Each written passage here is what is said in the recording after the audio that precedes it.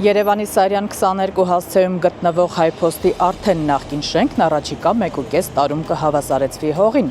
Կառուցապատողը ստացել է շենքն ապամոնտաժելու շմագ դրական եզրակացությունը։ Կառուցվելիք համալիրը Երևանի ամենաբարձր շենքն է լինելու 50 հարկանի։ Բացի այն, որ այդպիսի երկնաքերը գերխիտ կառուցապատման կենտրոնում եւ մշտապես խցանված Սարյան փողոցի վրա նոր խցանումներ է առաջացնելու, կա լուրջ մտահոգություն, որ այդ կառուցապատումը ռիսկի է ենթարկում Երևանի գլխավոր պողոտան Հրազդանի կիրճին կապող թունելները։ Ինչ է սպասվում թունելներին, որոնք անցնում են անմիջապես այս շենքի տակով։ Ընկերությունը պնդում է, վտանգ չի սպառնում։ Մինչդեռ նման շինարարությունը բարձր ռիսկային է, առավել ևս, որ համաշխարհային առևտրի կենտրոնին հսկայական ավտոկայանատեղի է անհրաժեշտ լինելու։ Ֆակտոր TV-ն ուսումնասիրել է, արդյոք թունելները վտանգված են եւ արդյոք դրանց չի սպառնում ավտոկայանատեղի դառնալու հեռանկարը։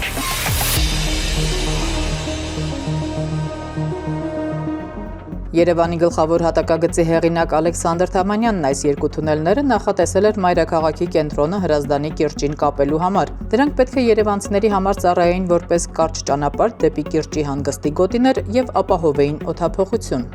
Թունելները կառուցվել են 1940-ական թվականներին, յուրաքանչյուրի երկարությունը մոտ 400 մետր է։ Սկզբնական շրջանում այստեղով նաև ավտոմեքենաներ են անցել, բայց ավելի ուշ թունելները դարձել են հետիոտնային։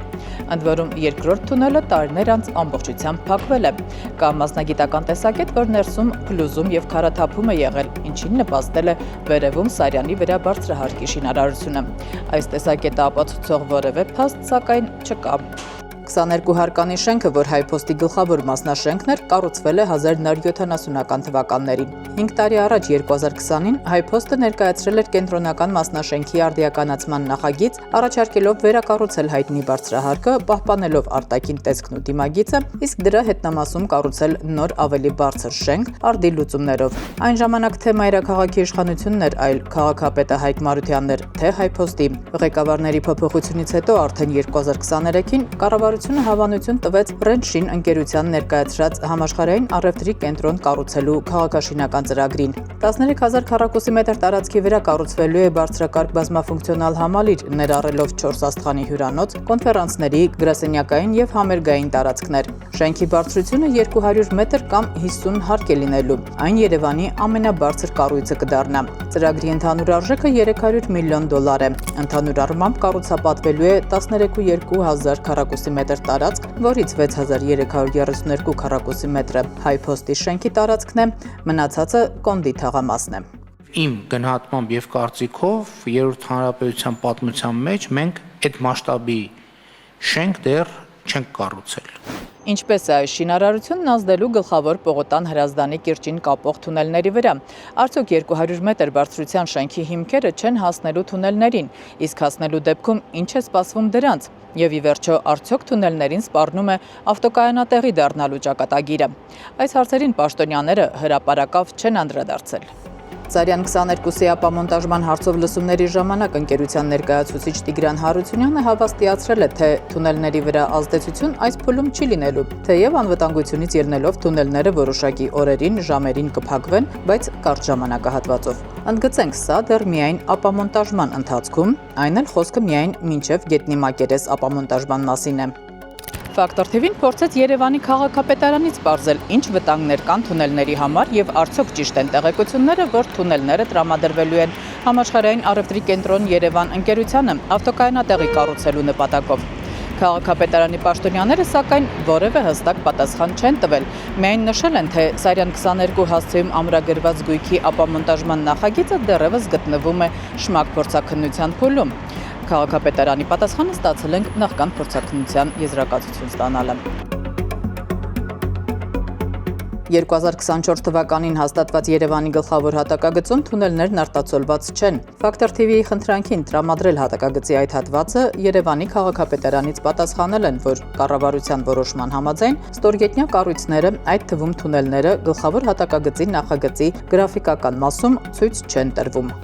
Ուշագրավ է, որ այս թունելները որևէ կերպ չեն հիշատակվում Երևանի զարգացման ծրագրերում։ Ֆակտոր TV-ի հարցին ինչու քաղաքապետարանի պաշտոնյաները պատասխանելու համար 30 օր են խնդրել։ 2023-ին քաղաքապետարանը թունելների հիմնանորոգման նախագիծ է պատվիրել Մայրուղի ընկերությանը, այդ աշխատանքի համար վճարելով 9 միլիոն դրամ։ Ստացված նախագծի համաձայն երկու թունելների հիմնանորոգումը նախնական կարժենա 8.6 միլիարդ դրամ։ Թունելների կառուցման, ինչպես նաև հարակից հատվածում կայանատեղերի կառուցման հարց քաղաքաշինական հատուկ ծրագրերի վարչությունում դեռևս չի քննարկվել։ Ստացվում է, հարկատուների գրպանից պաշտոնյաները 9 միլիոն են վճարել մի փաստաթղթի համար, որը մնացել է դարակներում։ Գործող թունելում երբեմն որոշ կոսմետիկ աշխատանքներ են արվում։ Օրինակ 2020-ին թունելը մաքրվել լվացվել է, 2025-ի մարտին լուսավորության ցանցն է արդիականացվել։ Չնայած դրան վիճակն այստեղ հեռու է գոհացուցիչ լինելուց։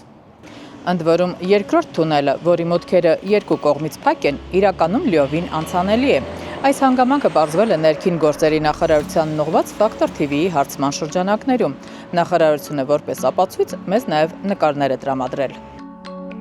Ձեր հարցման շրջանակներում փրկարար ծառայության կողմից իրականացվել է ակնադիտական ուսումնասիրություն Երևան քաղաքի գլխավոր պողոտայից դեպի Հրազդանի կիրճ տանող թունելներում, ինչի արդյունքում պարզվել է, որ վերջիններս երկկողմանի բաց են։ Գործարկման հետ կապված այլ հարցերը գտնվում են Երևանի քաղաքապետարանի տիրույթում։ Ինչու է փակ գլխավոր պողոտան Հրազդանի կիրճին կապող երկու թունելներից մեկը, եթե այն ամբողջությամբ անցանելի է։ Ֆակտոր TV-ի այս հարցի պատասխանը գտնելու համար եւս քաղաքապետարանը 30 օր է խնդրել, ապա միայն հայտնել, թե թունելի ներսի կողային պատերի հարդարումն իրականացված է եղել մետաղական թիթեղներով, որոնք ժամանակի ընթացքում ենթարկվել են կոռոզիայի, քայքայվել, որոշ հատվածներ նաև դեֆորմացվել են։ Հաշվի առնելով դա, ներկայում թունելը փակ է հետիոտնի անվտանգությունը ապահովելու նպատակով։ Այս պատասխանը համոզիչ չէ, քանի որ նույն կոռոզիան ու պատերի դեֆորմացումն առկա է նաև գործող թունելում։ Ընդ որում ներքին գործերի նախարարության տրամադրած նկարներում այդ փակ թունելի տեսքն ավելի բարվոք է։ Ստացվում է, կա ուղի, որի շնորհիվ Երևանի տապն ու աղտոտված օդի խնդիրը փոքր-ինչ կարող էր մեղմվել, սակայն տասնյակ տարիներ հաջորդող քաղաքային իշխանություններն անհասկանալի պատճառներով այն փակ են պահում։ Թունելը, որ երկուսն է, արդեն շատ ապահով է ավելի։ Ընդհանրապես թունելի այս գաղափարը բազմաֆունկցիոնալ է, այստեղ կարելի է պատասպարվել եւ նախ եւ առաջ այդ անցումը դեպի Հրազդանի կիրճ, դեպի ջուրը, դեպի կանաչը, որը մեզ շատ է պակասում։ Մաքուր օդը, այսօր եթե Ժանակ Թամանյանը մտածում էր, որ մեղմացնի շոկը, այսօր մենք մտածում ենք նաեւ, որ մաքուր օդ ներխուժի քաղաք։ Եվ մեկով իհարկե դա քիչ է, այնել նեղլիկ, երկուսը դա պիտի լինի, որպես միասին աշխատեն եւ օգուտ բերեն քաղաքին։ Թունելները պետք են, որ հիմա մեր կանգնած տեղից, որ մենք կանգնած ենք քաղաքի փոքր կենտրոնում, հա, 2 րոպեում դուրս է գալի Հրազդանի ձորը, մենք լրիվ մի հատ ուրիշ աշխարհ, քաղաքաշինական էս խիտ կառուցապատումից հետո հայտնում եք մի հատ շնաշխարհիկ բնության գրքում։ Երևան քաղաքում մենք ունենք գետ, որը ինտեգրված չի քաղաքի հետ։ Եվ Երևանի կենտրոնը այն հատվածներից է, որ Հրազդան գետի հունը, այսպես ասած, բավական մոտիկ է մեր քաղաքի այսպես մակարդակին, բայց այնտեղ հատվում է կամ խանգարում է այսպես ասած կոնդի բլուրը եւ Թամանյանի նախատեսած այդ կապը լուծում է այդ հարցը։ Դա շատ կարևոր է եւ ամեն գնով կարծում եմ դա պետք է պահպանել եւ փայփայել։ Փոստի շենքի ապամոնտաժման եւ 50 հարկանի երկնաքերի շինարարության բացասական ազդեցությունը թունելների վրա, հատկապես դրանց ավտոկայանատեղի դառնալը ճարտարապետներն անթույլատրելի են համարում եւ գտնում են, որ ներկայում տեխնիկական հնարավորությունները թույլ են տալիս չվտանգել թունելները։ Հնարավորությունն էլ տեխնիկական մեծ են այսօրվա։ Եթե դա պիտի բերի թունելների փակմանը, դա էլ ամենավերջին գործն է։ Այդպես չպետք է լինի։ Այսպես գալ ջնջել երիտասարդական պալատի պես, հետո սկսել մտածել, թե ինչ դրա տեղը անենք, դա մեծ խելք պետք չի դրա համար։ Նման բազմահարկ բիզնես կառույցները, իհարկե դրանք բազմաթիվ մեքենաներ են պահանջում եւ դրա մասին ես չունեմ տեղեկություն, որտեղ են դրանք տեղավորվելու։ Ոնց որ տեսնում ենք այսօր մայթերում, փողոցներում, այսօր շարժվելու դու քայլելու տեղ չունես, սրանք լուծումներ չեն։ Տունելը նույնիսկ եթե մեկի մտքով անցնի լցնել այդ մեքենաներով, պարզա դա հարց չի լուծի։ բայց դա կլինի էլի եմ կրկնում նորից այդ խոսքը վերջին լուծումը կլինի վատագույն պետք է ելակետ վերցնել, որ պետք է պահպանել թունելները եւ ըստ այդմ անել վերակառուցումը, բայց կարելի է առանձին քննարկել, ես լուրջ խնդիր ունեմ վերակառուցումը գաղափարի հետ, որովհետեւ փոստի շենքը դա գլխավոր պողոտայի մի մասն է եղել, գլխավոր պողոտան այլանդակվել է եւ նախնական գաղափարից գրեթե բան չի մնացել։ Ճարտարապետ Լևոն Վարդանյանն ասում է, կառույցի էսքիզային նախագիծը պատրաստ է, ինքն այն տեսել է, թունելներն ամբողջությամբ ներառված են դրանում։ Ամբողջ այս փոստի շենքից սկսած մինչև Պրոշյան փողոց շատ մեծ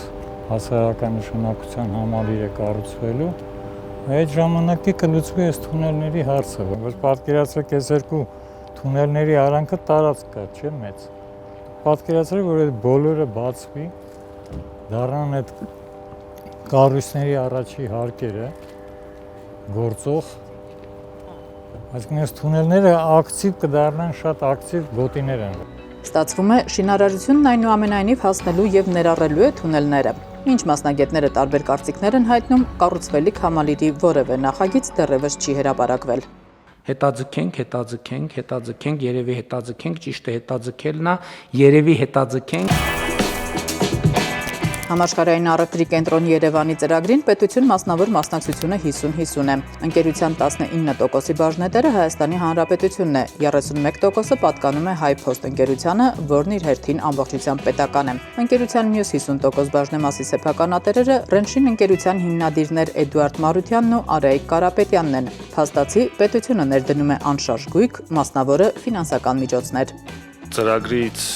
ակնկալվող եկամուտները նախատեսվում է ուղղել HiPost-ի զարգացմանը։ Նախկին նախարարի այս հույսերը ավաղ չեն արդարանա։ Հենց կառավարության որոշմամբ ծրագրի մեկնարկից սկսած 5 տարվա ընթացքում ներդրողը HiPost-ից պետք է գնի վերջինիս պատկանող բաժնետոմսերը, ընկերության հիմնադրման պահին հայտարարված անվանական արժեքով, անկախ նրանից այդ ընթացքում գույքը կթանկանա, թե ոչ։ Համաշխարհային առևտրի կենտրոն Երևանի կանոնադրական կապիտալը ըստ պետռեգիստրի 21.9 միլիարդ դրամ է։ Եթե այլ գործոններ չազդեն, պայմանականորեն կստացվի, որ HiPost-ը 2028-ին կստանա 6.8 միլիարդ դրամ, մոտ 17 միլիոն դոլար կամ 1 քառակուսի մետրի դիմաց մոտ $2700 եւ կզրկվի իր բաժնեմասից։ Այդ ընթացքում ծրագիրը դեռ շինարարության փուլում է լինելու, այսինքն շահույթ չի գեներացվելու։ Ասել է, թե HiPost-ը դուրս կմնա ծրագրից ու չի օգտվի ապագա հնարավոր եկամուտներից, իսկ պետության մասնակցությունը ծրագրին կնվազի մինչև 19%, եթե մինչ այդ ոչինչ չփոխվի։ Անշարժ գույքի շուկայի ուսումնասիրության Factor TV-ն պարզել է, որ Սարյանի այս հատվածում 2025 թվականի հոկտեմբերի 20-ի դրությամբ բարձրահարկ շենքերում բնակարանի 1 քառակուսի մետրն արժի $3000-ից $3500, 1 քառակուսի մետր հողի գինը մոտ $2500 է։ Ինչու է մայրաքաղաքի այս յուղոտ պատառը շնորհվել հենց Ռենշին ընկերությանը։ Որտեվ Ռենշին ընկերությունն է ըստ էության այս նախագիծը բերել եւ Ռենշին ընկերությունն է համաշխարհային առևտրի կենտրոն ցանցի անդամ հանդիսանում։ Ռենշինը հիմնադրվել է 2002 թվականին Էդուարդ Մարությանի ու Արայիկ Կարապետյանի կողմից։ Նրանք իրենց կարիերան սկսել են բանկային ոլորտում, որտեղ ըստ մամուլի մտերմացել են ներկայում Հայաստանի փոխվարչապետ Մհեր Գրիգորյանի հետ։ Վերջինս կառավարությունում պաշտպանել է ընկերության նախաձեռնությունը, կառուցել տարածաշրջանում ամենաբարձր համաշխարհային առևտրի կենտրոնը։ Հարավային Կովկասում մենակ մենք ենք, որ դեռևս World Trade Center չունենք։ Ամենավերջինը այդ շենքը ունենալու պարագայում դա լինի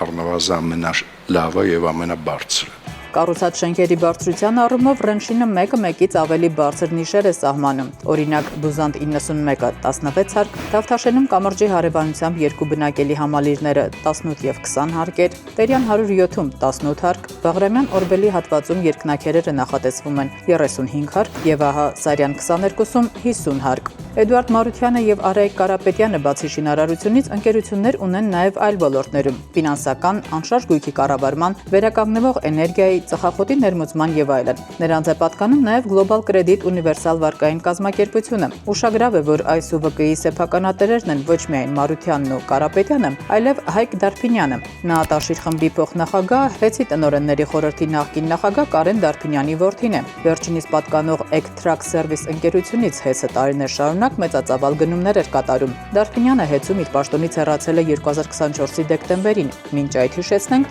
ՀԵՑ-ի եւ կառավարության հարաբերություններն արդեն սրացման փուլում էին։ 2025-ի սեպտեմբերին ՀԵՑ-ի ժամանակավոր կառավարիչ Ռոմանոս Պետրոսյանը հայտարարեց, թե տնօրենների խորհրդի նախկին նախագահը 2024 թվականի ընթացքում ՀԵՑ-ի կողմից ստացել է ընդհանուր 347.5 միլիոն դրամ աշխատավարձ, ամսական ստացվում է 31.2 միլիոն դրամ։ Թամանյանական թունելներին սպասվող ռիսկերը պարզելու նպատակով Factor TV-ն նաև գրավոր հարցումով դիմեց Renshin ընկերության սեփականատեր եւ ղեկավար Էդուարդ Մարությանին։ Հետաքրքրվեցինք, կառուցապատման նախագծերում թունելները ներառված են, ինչ կերպ, արդյոք ճիշտ են տեղեկությունները, որ թունելները կամ դրանց մի մասը վերածվելու են համաշխարհային առևտրի կենտրոն Երևան ընկերության ավտոկայանատեղիի։ Իր պատասխանում Էդուարդ Մարությանն ըստ էության ընդունել է ռիսկերի առկայությունը, միաժամանակ վստահեցնելով, թե արվել է ամեն ինչ, որ համաշխարհային առևտրի կենտրոն Երևան նախագծում ռիսկերը հասցվեն նվազագույնի։ Նաև հերքել է թունելները ավտոկայանատեղի վերածելու հավանականությունը։